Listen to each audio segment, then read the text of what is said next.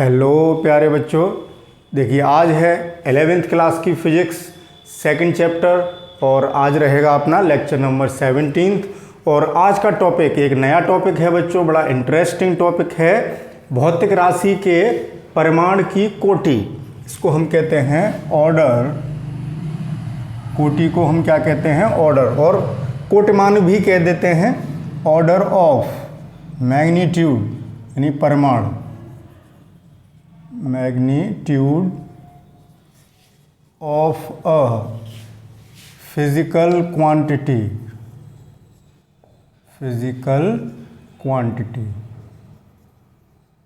किसी भी भौतिक राशि का जो परिमाण है, उसका जो मान है, न्यूमेरिकल जो वैल्यू है, उसका ऑर्डर कैसे निकालें? क्वांटिटी, इसको समझेंगे आज। तो बच्चों मन लगा के वीडियो को देखिए, बहुत ही इंटरेस्टिंग, बहुत बढ़िया टॉपिक है। तो इस टॉपिक को फिर रिवाइज करते हैं। भौतिक राशि के परिमाण की कोटि, that is order of magnitude of a physical quantity. Magnitude उसका जो है भौतिक राशि का, मैग्नीट्यूड की बात इसलिए कर रहे हैं बच्चों क्योंकि राशियां दो प्रकार की हो सकती हैं, अदिश भी हो सकती हैं, सदिश भी हो सकती हैं। तो अदिश राशि का और सदिश राशि में, अदिश राशि और सदिश राशि में केवल दिशा का फर्क है। अदिश राशि में केवल परिमाण होता है और सदिश में परिमाण के साथ साथ दिशा भी होती है। तो हम यहाँ केवल परिमाण की बात कर रहे हैं, यहाँ दिशा की कोई चर्चा नहीं होगी। आप आगे पढ़ेंगे अदिश राशियाँ क्या हैं, सदिश राशियाँ क्या हैं। खैर अभी भटकेंगे नहीं टॉपिक से, उस बात पर नहीं जा रहे। तो उस भौतिक राशि का जो परिमाण है उसका ऑर्डर कैसे निकालते हैं? अब आप कहेंगे सर ऑर्डर, देखो ऑर्डर से मतलब ये है कि मैंने बच्चों पिछले लेक्चर में, इससे पिछले लेक्चर में नहीं, जब मैंने लंबाई, द्रव्यमान और समय के मापन की विधियां पढ़ाई थी, तो लास्ट वाले लेक्चर में मैंने एक नहीं 3 टेबल बनाई थी कि लंबाइयों की परास, द्रव्यमान की परास, समय की परास। उसमें जो वैल्यू हमने लिखी थी वो ऑर्डर थे, कोटिमान लिखे थे। तो उसी की चर्चा आज हो रही है, कोटिमान की। देखिए बच्चों, फिजिक्स की भाषा में संख्या को हम पावर्स के रूप में लिखते हैं। किसी राशि को इस तरीके से लिखते हैं, Q बराबर, मान लो कोई भौतिक राशि Q है तो उसको इस तरीके से लिखा जाता है। ये स्टैंडर्ड नोटेशन है, m × 10⁻⁁ यहाँ पर एक न्यूमेरिकल वैल्यू होगी, एक आंकिक मान होगा और यहाँ 10 की घात के रूप में इसको लिखते हैं। जिससे कि बहुत छोटी संख्या है तो उसको लिखने में हमें बहुत ज़्यादा अंकों का इस्तेमाल करना पड़ता है। बहुत बड़ी संख्या है तो उसको भी लिखने में बहुत ज़्यादा अंकों का इस्तेमाल करना पड़ता है। ये पिछले लेक्चर्स में मैं समझा चुका हूँ। जैसे कोई संख्या हो 1 2 3, 1 2 3 4 5 6 7 8 9 10 11 12, इतनी बड़ी संख्या लिखनी हो, मान लो ये कोई भौतिक राशि की वैल्यू है, का परिमाण है किसी भी भौतिक राशि का, तो ये बहुत बड़ा लिखने में असुविधा सी महसूस हो रही है। तो इसको हम वैज्ञानिक भाषा में किस तरीके से लिखते हैं? इस फॉर्म में। कैसे लिखेंगे? 1 2 3 4 5 6 7 8 9 10 11 12 13 14 अंक के धर ला रहे हैं दशमलव को। अभी दशमलव यहाँ माना जाएगा, जब दशमलव नहीं लगा है इस संख्या में तो यहाँ माना जा रहा है। कितने अंक धर ला रहे हैं? 14 अंक धर ला रहे हैं। तो इस संख्या को ऐसे लिख सकते हैं 1.23 × 10⁻⁴। तो कितना आसान हो गया लिखना, बात समझ रहे हैं? ऐसी बहुत छोटी संख्या होगी, 0.00000000000457, उसको भी हम इस रूप में लिख सकते हैं, वहाँ पावर माइनस में आएगी। ठीक है बच्चों, जैसे समझाते हैं। जैसे मान लो संख्या होती, यही संख्या ऐसे होती 0.0000000000000123। बात समझ रहे हैं? तो इस संख्या को कैसे लिखते? तो देखें, अब दशमलव हम यहाँ ले जाएंगे एक अंक के बाद दशमलव लगाते हैं। और इस बात का ध्यान रखते हैं कि यहाँ जो m जो संख्या है, ये बात आप ध्यान रखेंगे, ये संख्या m 1 से बड़ी होनी चाहिए और 10 से छोटी होनी चाहिए। ठीक है बच्चों, क्योंकि फिर 10 से बड़ी संख्या 10 होगा तब भी 2 अंक हो जाएंगे, 10 से बड़ी संख्या होगी तब और ज़्यादा अंक हो जाएंगे। यानी m का मान 1 और 10 के बीच ही रहना चाहिए। 1 से बड़ा और 10 से छोटा रहना चाहिए, ये बात आपको ध्यान रखनी है। तो यहाँ देखिए ये 1 से बड़ी हो गई संख्या, ठीक है, लेकिन 10 से छोटी है 1.23। इसको देखिए 1 2 3 4 5 6 7 8 9 10 11 12 13 14। अरे चांस की बात है बच्चों, इसमें भी 14 अंक तक ही जा रहा है, मैंने अंदाज से लिखी थी संख्या। तो 1.23, अब दशमलव यहाँ आ गया, 14 अंक इधर ले गए तो 10 टू द पावर -14 हो जाएगा। ठीक है बच्चों, बात समझ रहे हैं? देखो 1 2 3 4 5 6 7 8 9 10 11 12 13 14 अंक वादी तो ले गए हैं, तो इतना हो जाएगा। तो अब देखें बच्चों, तो कहने का अर्थ ये था कि इस स्टैंडर्ड फॉर्म में लिखेंगे और यहाँ n की घात ये हो गई, ये n कितना हो गया 14 या -14। तो n हमारी पावर है वो पॉजिटिव और नेगेटिव कुछ भी हो सकती है, पॉजिटिव भी हो सकती है और नेगेटिव भी हो सकती है। तो ये तो रहा किसी भी संख्या के परमाणु को, किसी भी भौतिक राशि, सॉरी संख्या तो खुद परमाणु है, किसी भी भौतिक राशि के परमाणु को हम इस फॉर्म में लिखेंगे, यही हमारा साइंटिफिक मेथड रहेगा। इसके और भी कई फायदे हैं जो आगे चर्चा में आएंगे, तब आपकी बात क्लियर हो जाएगी। अब देखें, तो हम लौट के वहीं चलते हैं। हम कह रहे थे हमने टेबल्स बनाई थी, उनके ऑर्डर्स लिखे थे कि मनुष्य की ऊंचाई और मनुष्य के द्रव्यमान, मनुष्य के हृदय की धड़कन का समय का परास लिखे थे, वो कोटियाँ ही लिखी थी, यानी ऑर्डर ही लिखे थे बच्चों, एग्जैक्ट वैल्यू नहीं थी। तो जैसे अब ऑर्डर कैसे निकालेंगे, तो सबसे पहले तो संख्या को इस रूप में लिखेंगे, ठीक है, बात समझ गए, इस फॉर्म में, ये स्टैंडर्ड फॉर्म है विज्ञान की भाषा में। जैसे अब उदाहरण से समझते हैं, या अभी मैं समझाता हूँ। अगर m हमारा 5 के बराबर है या छोटा है, ये वाला साइन छोटे का और ये वाला बराबर का, अगर m 5 से छोटा है या बराबर है तो इस संख्या का जो ऑर्डर है वो यही 10 टू द पावर n रहेगा, यहाँ कोई प्रभाव नहीं पड़ेगा घात में। अगर m हमारा बड़ा है 5 से, ठीक, तो हम क्या करेंगे, ये इस संख्या का ऑर्डर हमारा कितना हो जाएगा, 10 की पावर n+1 हो जाएगा। तो ऑर्डर इतना होगा। इसको एक उदाहरण से मैं समझाने की कोशिश करता हूँ बच्चों। जैसे ध्यान से समझना, जैसे प्रकाश की चाल आप लोगों को पता है 3 लाख किलोमीटर प्रति सेकंड है, तो 1 2 3 4 5, 3 लाख हो गए, इकाई, दहाई, सैकड़ा, हज़ार, 10,000, लाख, 3 लाख किलोमीटर प्रति सेकंड। ठीक है बच्चों, तो अब सबसे पहले मैं क्या करूँगा, इसको इस फॉर्म में लिखूँगा। तो दशमलव यहाँ लगाऊँगा, यानी 3.0 इंटू 10 टू द पावर कितना लिखेंगे, दशमलव में कहाँ ला रहा हूँ, कितने अंक पहले, 1 2 3 4 5 अंक पहले ला रहा हूँ, तो 10 की घात 5 किलोमीटर प्रति सेकंड। तो अब इसका ऑर्डर देखना है, तो इस संख्या को देखेंगे। मैंने m की बात की थी कि m 5 से छोटा है या बराबर है, तो यहाँ m हमारा 3 है, तो ये m इसको फॉलो कर रहा है बच्चों, किसको फॉलो कर रहा है, सॉरी इस वाली कंडीशन को, 5 से छोटा है तो 10 की घात n ही रहेगा। यानी इसका ऑर्डर, यानी कोटि कितनी हुई, इसका कोटि मान कह लें या कोटि कह लें या ऑर्डर कह लें, इसका जो ऑर्डर है कितना रहा, 10 टू द पावर 5 ही रहा, 10 टू द पावर क्या रहा, 5। ठीक है बच्चों, क्योंकि घात में कोई परिवर्तन नहीं करेंगे, 10 की घात n थी तो 10 की घात n ही रहने देंगे, तो यहाँ 10 की घात 5 थी तो 10 की घात 5 ही रहने दी।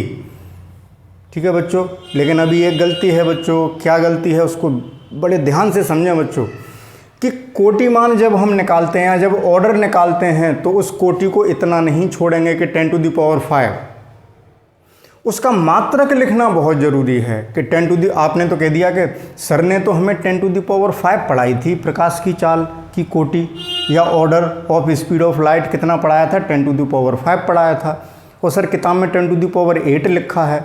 तो ऐसी गलती क्यों, उसको समझें कि जब भी आप ऑर्डर लिखेंगे तो उस भौतिक राशि के परिमाण का, यानी प्रकाश की चाल कितनी है, 3000 किलोमीटर प्रति सेकंड, या प्रकाश का वेग इतना है, बेक सदिश राशि हो गई, चाल अदिश राशि हो गई, बाद में चर्चा करेंगे अदिश सदिश की, भूल जाइए।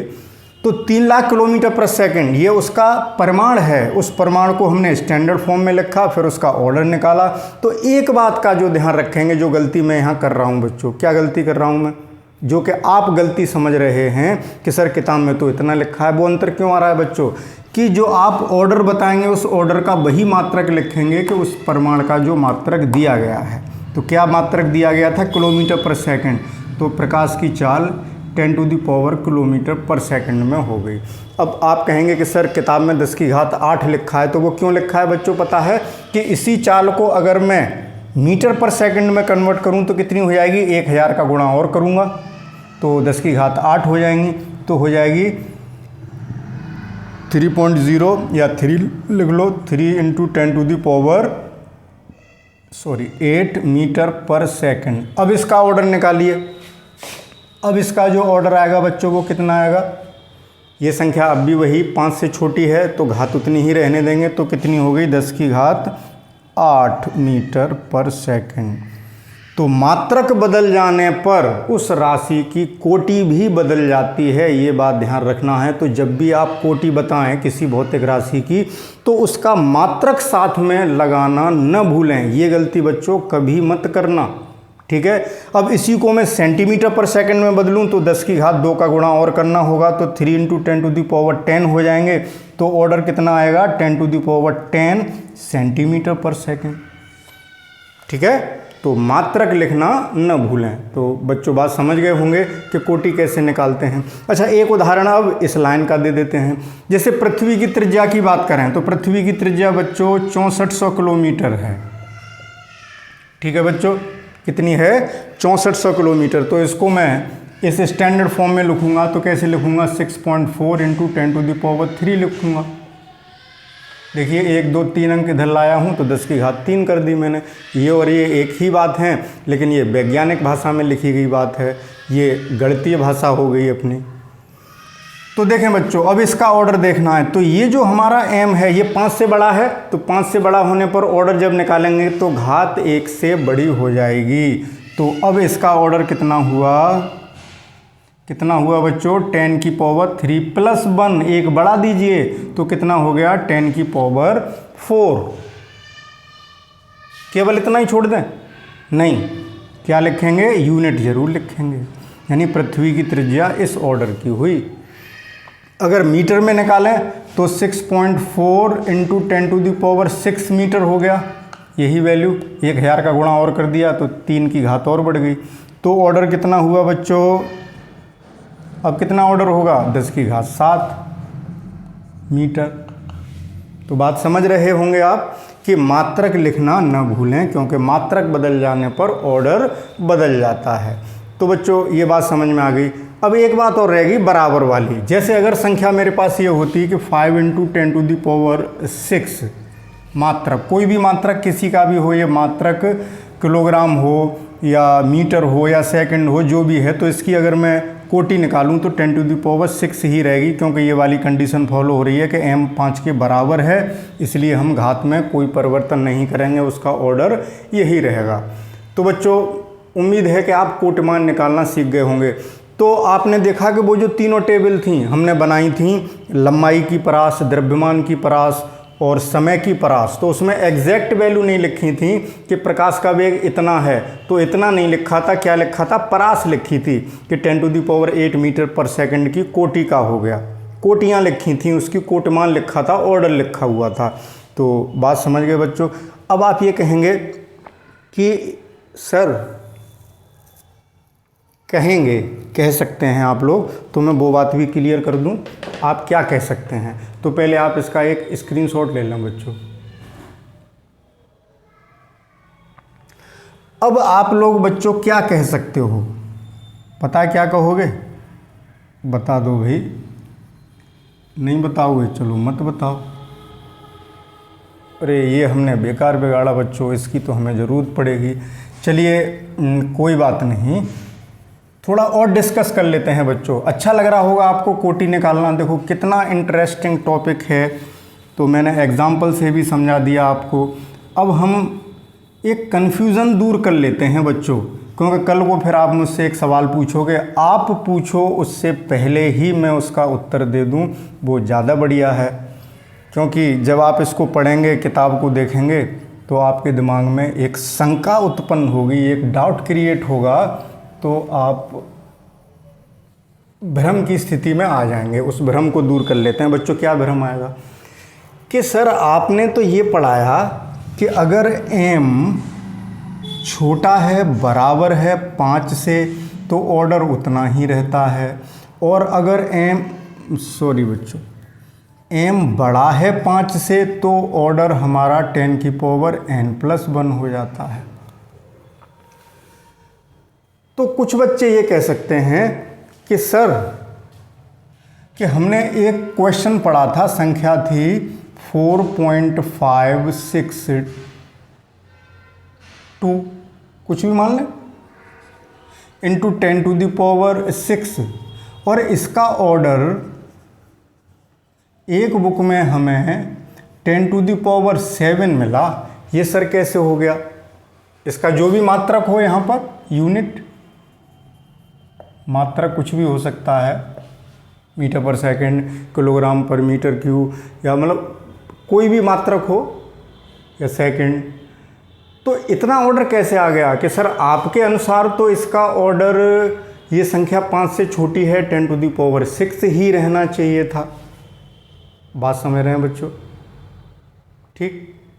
या मैं एक काम करता हूँ, और आसान बनाने के लिए इस जो मैं समझाना चाह रहा हूँ, ज़्यादा बड़ी संख्या नहीं ले रहा, क्योंकि आसानी से समझ में आ जाए। 3, तो इसका ऑर्डर 10⁴ लिखा था, और आपके अनुसार, यानी हमारे अनुसार, देखो हमारे अनुसार इधर चल रहा है, हमारे अनुसार इस संख्या का, कौन सी संख्या है, 4.562 इंटू 10⁻³ मात्रक, कोई भी मात्रक हो, तो हमारे अनुसार इसका ऑर्डर कितना आ रहा है, 10⁻³, दैट इज 1000। यही तो आ रहा है बच्चों। बात समझना ध्यान से, ठीक है? तो हमारे अनुसार जो ऑर्डर आया, जो कोटि आई या कोटमान आया, वो 1000 आया, एंड 10⁻³ आया। वैसे तो ऐसे ही लिखते हैं, लेकिन मैंने 1000 क्यों लिखा है, ये अभी समझ में आ जाएगी आपकी बात। और इनके अनुसार ये कितना है, 10,000। तो अंतर क्यों, ऐसा क्यों हो गया सर? तो देखिए, कुछ लेखक या कुछ लोग एक दूसरी प्रॉपर्टी प्रयुक्त करते हैं भौतिक राशि के प्रमाण की कोटि ज्ञात करने में, जो कि मैंने भी पढ़ी थी बच्चों। ये मैंने नहीं पढ़ी थी जो मैं पढ़ा रहा हूँ, मैंने जब 10th किया था, ये सब चीज़ें मैंने 10th में पढ़ी थी बच्चों, सन 1992 में, 1992 में मैंने ये पढ़ा था कि कोटिमान निकालते समय ये m जो है, अगर 3.1 से छोटा है और बराबर है, तो उसका ऑर्डर उतना ही रहता है, 10⁻n। और अगर m बड़ा है 3.16 से, तो घात 1 जोड़ देते हैं। ठीक है बच्चों, मैंने भी ये पढ़ा था, लेकिन तब इतना ज्ञान नहीं था। खैर, गलत मैं ये नहीं कह रहा कि ये गलत पढ़ा था मैंने या ये गलत है, यहाँ सही और गलत तो कुछ है ही नहीं। ये एक परिपाटी है, एक ट्रेंड है, एक परंपरा है। तो कौन ज़्यादा बेटर है वो हम अभी चर्चा कर लेते हैं, आप लोग कंफ्यूज ना हो कि ऐसा अंतर क्यों है। अगर ऐसा कहीं दिखाई दे तो आपका भ्रम दूर हो जाए। तो बच्चों, इनके अनुसार चलते हैं तो ऑर्डर हमारा कितना हुआ, ये संख्या 3.16 से बड़ी हो गई, तो ऑर्डर हमारा इतना हो गया, सही हो गया, यानी इतना हो गया इस प्रॉपर्टी के अनुसार। और ये 3.16 कहाँ से आया, किसको आधार बनाया, ये संख्या कहाँ से ले आए कि 3.16? 5 तो समझ में आ रही थी कि 5 हम 0 से, ये 1 से लेकर 9 तक की गिनती लिखते हैं तो बीच में आता है 1 2 3 4 5 6 7 8 9, 4 अंक यहाँ छोड़ दिए, 4 अंक यहाँ छोड़ दिए, बीच में आ गया। तो लॉजिक समझ में आ रहा है कि बीचों बीच वाली संख्या थी, इसलिए तुलना कर ली। यहाँ ये 3.16 कहाँ से आया बच्चों? तो कुछ लेखक यानी कुछ लोग 3.16 कहाँ से लाए हैं, वो √10 को बेस बनाते हैं और इसका मान 3.16 होता है। √10 को जब सॉल्व करेंगे कितना आएगा 3.16।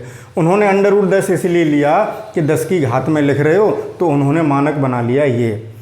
अब बच्चों कोटिमान का अर्थ क्या है, अब इसको समझते हैं। कोटिमान का मतलब ये है कि जो भी हमारी संख्या थी, जैसे ये संख्या है, इसकी जो हम कोटि निकालें वो कोटि इसके नज़दीक रहे, निकटतम रहे। तो अब किस में निकटतम है ये देख लेते हैं, उसी को हम प्रीफरेंस देंगे, उसी के अनुसार चलेंगे। ठीक है, तो देखिए करते हैं इस काम को। इस संख्या को मैं इस फॉर्म में न लिख के वैसे लिखूँ गणितीय भाषा में, तो 1000 का इसमें गुणा करूँ तो ये संख्या वास्तव में कितनी हो गई 4562। और ऑर्डर हमारा आया 10,000 का, तो अंतर निकालें अब इसका। 10,000 4562। बच्चों ये कोमा लगाया है मैंने, दशमलव नहीं है, चलो मैं हटा देता हूँ, फिर आप दशमलव समझने लगो। अंतर करें, 10 में से 2 गया 8, 9 रह गए, 9 में से 6 गया 3, 9 में से 5 गए 4 और 9 में से 4 गए 5। 5438 का अंतर आया। ठीक है बच्चों, ये सही घटाया है। कैसे चेक करेंगे, इन दोनों को जोड़ लें तो यही आना चाहिए। अब आप कहोगे कि सर हमको तो आप छठे की बात सिखाने लगे। देखो ऐसा नहीं है बच्चों, मैं भी टेस्ट कर लूँ। 8 और 2 10, 6 और 3 और 1 10, 5 4 9 1 10, 4 और 5 9 1 10। सही है, इतना अंतर आया। यानी जब हमने ऑर्डर इतना निकाला तो अंतर जो हमारा ऑर्डर है और जो वास्तव में संख्या थी उसके बीच इतना अंतर आया। ध्यान से समझना बच्चों, बहुत गहराई की बात समझा रहा हूँ, कोई नहीं समझाएगा आपको। अब यहाँ देखें अंतर, संख्या कौन सी है, यही है। तो इस संख्या को मैं कितना लिख सकता हूँ 4562, और हमारा ऑर्डर 1000 आया है। तो अब इनका अंतर देखो, 4562 और 1000 का अंतर, तो 2 और 6, 5 और 3। देखिए बच्चों, तो यहाँ अंतर कम है, यानी ये ऑर्डर हमारा बहुत निकट है उस मान के, तो ये ज़्यादा बेटर है बच्चों ये। और यहाँ तो अंतर 5000 से भी ऊपर का हो गया। निकटतम मान तक कहाँ पहुँचे, उसके नज़दीक कहाँ पहुँचे, तो इसमें नज़दीक पहुँच रहे हैं। यहाँ अंतर 3562 का ही बेटा। आप कोई सी संख्या लग के उदाहरण बना के अपने आप चेक कर लेना, यही बेटर लगेगी। और बच्चों एक बात और, ये एक परंपरा है, ये कोई प्रकृति का नियम नहीं है कि इसमें आप सही और गलत डिसाइड करेंगे। सीधी सी बात ये है, हम ये मान लेते हैं, अब सब बातें छोड़िए, 2 बातें मान लेते हैं। एक तो इस परिपाटी से निकट पहुंच रहे हैं, इससे अंतर बहुत बैठ रहा है। दूसरा, ये मुझे बोलना नहीं चाहिए लेकिन मैं बता देता हूँ, आपकी एनसीईआरटी की बुक में इसी को बेस बना के चलें। अब एनसीईआरटी का पाठ्यक्रम लागू है तो क्यों ना एनसीईआरटी के अनुसार चलें।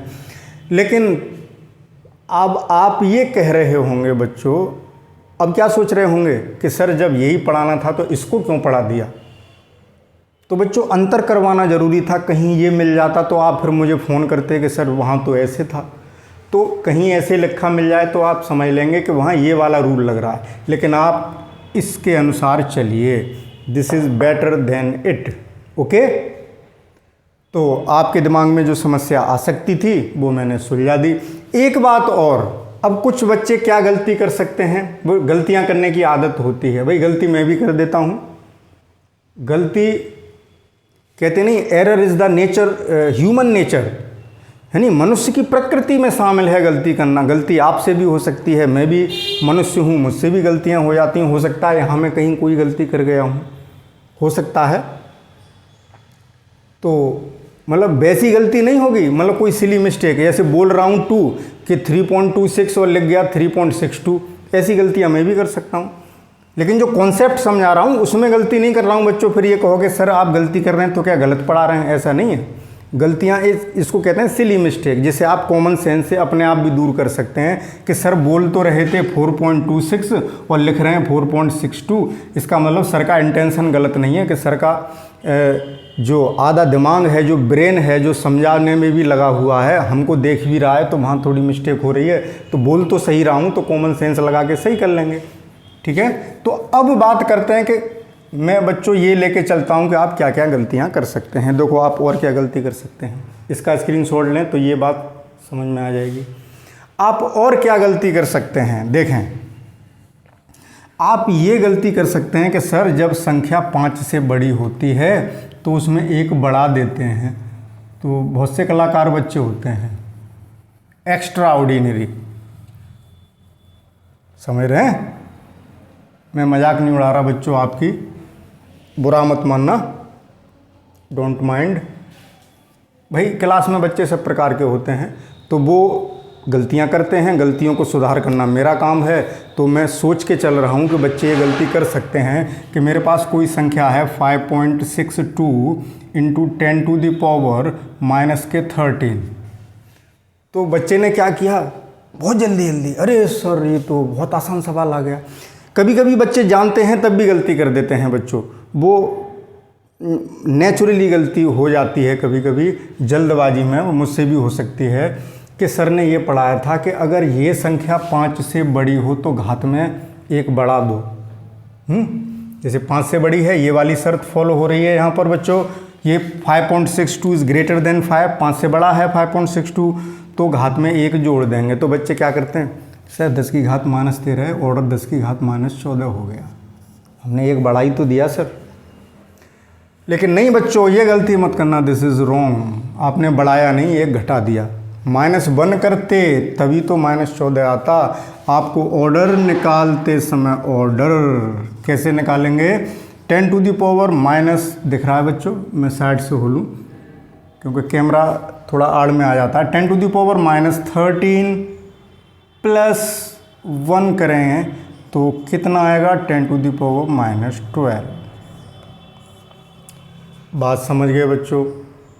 तो ये सही है।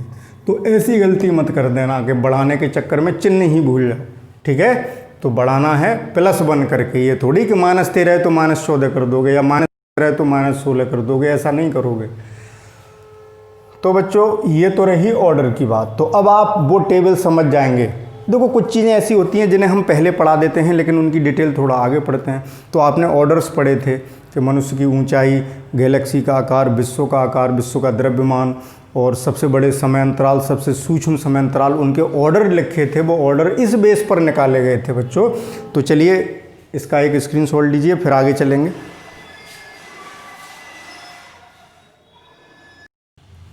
तो बच्चों अब चलेंगे किसी दी गई माप का पूर्णांकन करना, यानी किसी आपने जो मापन किया, जो मापित राशि निकाली, उसका कुछ परिमाण होगा, उसको आपको एक निश्चित अंकों तक सॉर्ट करना है, कुछ अंक हटाने हैं उससे, उसको कहते हैं राउंडिंग ऑफ या पूर्णांकन करना। यानी संख्या में से अंकों को कम कैसे कर दें, यानी राउंडिंग ऑफ कहते हैं इसको। अब मैं बच्चों आगे राउंड ऑफ करना कहूँगा तो आप समझ जाया करेंगे कि सर किस टॉपिक की बात कर रहे हैं। कि बच्चों इसको राउंड ऑफ कर लेते हैं। राउंडिंग ऑफ, राउंडिंग ऑफ कैसे करेंगे बच्चों, इसको समझ लें। तो इसके नियम हैं, आप लोग कॉपी पेंसिल उठाइए, लिखते जाना बच्चों, वीडियो लेंदी ना हो। तो मैं नियम लिखूंगा तो बहुत लेंदी वीडियो होगा। कि किसी संख्या में से कुछ अंक कम करने हैं एक निश्चित सीमा तक। अब ये ऐसा क्यों कर रहे हैं वो आगे समझ में आएगा। जैसे कोई संख्या है 3.562, इसमें दशमलव के 3 अंक तक लिखे हुए हैं और हम चाहते हैं कि दशमलव के बाद 2 अंक रह जाएं, तो हमें 2 हटाना होगा, ठीक है? इसको हटाना होगा। तो इसको हटाने का क्या नियम है कि जो हटाने वाला अंक है बच्चों, जो अंक हटाने वाला है वो अगर 5 से छोटा है तो इससे पिछले वाले अंक पर, इस अंक पर कोई इफेक्ट नहीं पड़ेगा, नो इफेक्ट, ऐसे ही छोड़ देंगे। जैसे तो ये संख्या क्या हो जाएगी, 3.56 लिख देंगे, इसको ऐसे ही हटा देंगे। ये एग्जांपल समझ गए कि अगर ये वाला जो राउंड ऑफ होने वाला अंक है, जिस अंक को हम हटा रहे हैं, जिस अंक को हम कम कर रहे हैं, वो अगर 5 से छोटा है, और वो यहाँ पे छोटा है बच्चों, 2 को हटा रहे हैं हम 2 अंकों तक लिखना चाहते हैं संख्या। ऐसा क्यों कर रहे हैं आगे, मतलब इसकी ज़रूरत क्या है, क्यों हम अंक कम कर रहे हैं वो आगे समझाएंगे। बस नियम समझ लीजिए। अभी सार्थक अंक पढ़ेंगे अगले लेक्चर में, तब और बात क्लियर होगी। लेकिन क्लियर यहाँ भी होगी, पूर्णांकन करना क्लियर हो जाएगा कि किसी अंक को कैसे हटाते हैं, उसके क्या नियम हैं। तो 5 से छोटे होने पर जो उससे पिछले वाला अंक है, उससे पूर्ववर्ती अंक, उससे पिछले का मतलब बाद वाला नहीं, उससे पहले का, जिस अंक को हटा रहे हो उससे पहले वाला अंक यथावत छोड़ दिया जाता है, नो चेंजिंग, ठीक? तो ये संख्या कितनी हो गई 3.56। ओके, अगर हमारा अंक 5 से बड़ा है तो हम उसमें 1 जोड़ देते हैं, +1 कर देते हैं। जैसे संख्या ये होती 3.567। इस अंक को हटा के हम 2 अंक तक लाना चाह रहे हैं, तो इस 7 को जब हटाएंगे, 7 हटा रहे हैं, वो हटने वाला अंक जो है वो 5 से बड़ा हो गया, 7 5 से बड़ा है, तो पिछले वाले अंक में 1 जोड़ देंगे। ठीक है बच्चों, तो यहाँ कितना हो जाएगा, अरे अब आप ये मत सोच लेना कि ये वाला 7 यहाँ 7 हो गया, ये कन्फ्यूजन कर सकते हो। मैं चलो यहाँ पे 3 लिख देता हूँ। कुछ बच्चे ऐसे भी होंगे कि 7 हटाया तो 7 कर देते हैं, ऐसा नहीं, 1 बढ़ा देते हैं उससे पूर्ववर्ती अंक में, तो ये राउंड ऑफ होके कितनी हो जाएगी 3.54, क्योंकि ये हटने वाला अंक 5 से बड़ा था। यही तो कंडीशन है बच्चों। और यहाँ हटने वाला अंक 5 से छोटा था, यानी 2 छोटा था 5 से, इसलिए कोई इफेक्ट नहीं पड़ा। यहाँ हटने वाला अंक 7, यानी हटाने वाला अंक अपने आप थोड़ी हट जाएगा, आप ही तो हटा रहे हो। 7 बड़ा है 5 से। अब आप एक बात कहेंगे कि सर अगर 5 हो तब क्या करेंगे? तो देखें, 5 होने पर अगर 5 के बराबर है हटने वाला अंक, मैं हटने वाला बोल जाता हूँ, मतलब जिसको हटा रहे हैं आप, यानी ये किन की कंडीशंस हैं, ये किन की बात कर रहे हैं, हटाने वाले अंक की। चलो मैं हटने ही लिखता हूँ। हटने वाला जो फिगर है जिसको आप हटा रहे हैं, उनमें ये नियम लागू हो रहे हैं। तो देखिए ये हो गया। अगर 5 हो जाए तब क्या करेंगे? तब हमें ये सोचना पड़ेगा कि अगर उससे पूर्ववर्ती अंक जिसको हटा रहे हो उससे पिछले वाला, उससे पहले पूर्ववर्ती, जैसे यहाँ 7 को हटाया 3 था, समझ रहे हैं बच्चों, उसकी बात कर रहे हैं। वो कैसा है इस पर डिपेंड करेगा। इस अंक की बात कर रहा हूँ मैं। अगर ये अंक सम है, सम संख्या है, तो नो चेंज, यानी no effect, no change, as it is छोड़ देंगे। और अगर विषम है तो +1 कर देंगे उस अंक में। ये सम विषम किसको देख रहे हैं बच्चों, ये बात बताइए। जैसे मैं समझाता हूँ, अगर ये संख्या होती 3.535, तो राउंड ऑफ होके ये कितनी हो जाती? 5 को हटा रहे हैं और हटाने से लास्ट में ये अंक है, ये कैसा है? नहीं, हम सम का उदाहरण दे रहे हैं तो मैं सम ले लूँ 4, तो 4 सम संख्या हो गई। तो 5 जब हटाओगे तो 4 पर कोई प्रभाव नहीं पड़ेगा, क्योंकि ये सम संख्या है। अब इस अंक को देखना है बच्चों, 5 होने पर ये सम है तो इतना ही छोड़ देंगे, 3.54 ही छोड़ देंगे। अगर यही 3.565 होता, सॉरी 7 होता जैसे, तो 5 को हटा रहे हो, उससे पूर्ववर्ती जो अंक है यानी 7, वो कैसा हो गया? विषम। तो इस अंक में 1 जोड़ देंगे, तो कितना लिखेंगे 3.58। ये भी एक परपाटी है बच्चों, तो ये भी समझ गए होंगे राउंड ऑफ करना। तो छोटे में कोई प्रभाव नहीं, बड़े में 1 जोड़ दोगे, और अगर 5 है तो सम विषम देखोगे। तो इस तरीके से आप संख्या को राउंड ऑफ कर सकते हो। तो बच्चों वीडियो पे लेंदी हो रहा है, आज के लेक्चर में केवल इतना ही, और कल चर्चा करेंगे सार्थक अंकों की। सिग्निफिकेंट फिगर में ही लिख देता हूँ, कल क्या पढ़ाएंगे? सार्थक अंक। बहुत इंटरेस्टिंग टॉपिक है बच्चों, वीडियो को मिस मत करना, देखना ज़रूर। सार्थक अंक पढ़ाने जा रहे हैं, सिग्निफिकेंट फिगर्स। तो चलिए मिलते हैं कल इस नए टॉपिक के साथ, सार्थक अंक के साथ। तो इस काम को करना ना भूलें। Okay, thank you for watching.